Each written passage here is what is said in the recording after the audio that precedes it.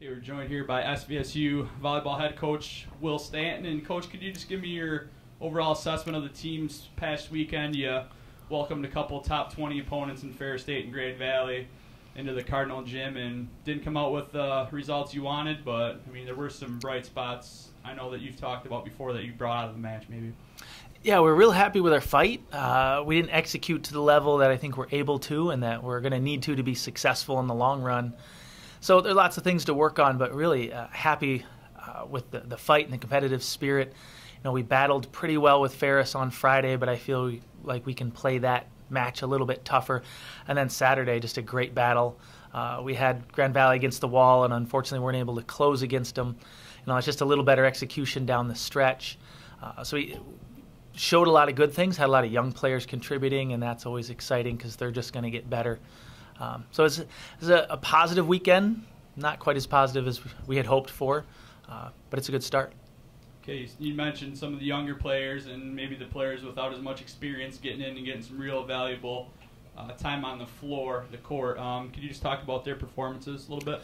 Well, sure. We have Tamara Heller, one of our freshmen, spending a lot of time in the back row helping us on our ball control with service even defense. We have Mackenzie Schuster coming in on the right side a little bit, contributing a little bit there now and then. But this past weekend, one of our big surprises was a redshirt freshman, Sydney Scott, coming in and hitting outside for us and really did a real nice job in a pretty high-pressure situation as a redshirt freshman and not seeing much play time so far even this year.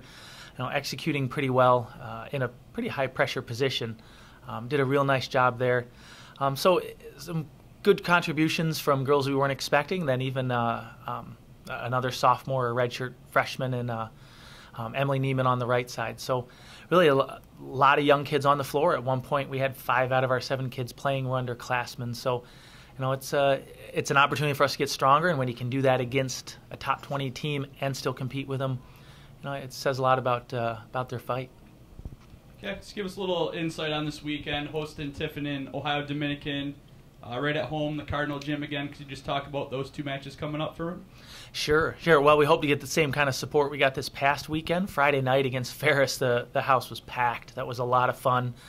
The girls love playing in that kind of environment. So we're hoping to get same kind of support this weekend.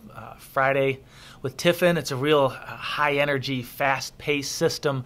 They're real exciting to watch. We're going to have to work real hard to keep up with that pace.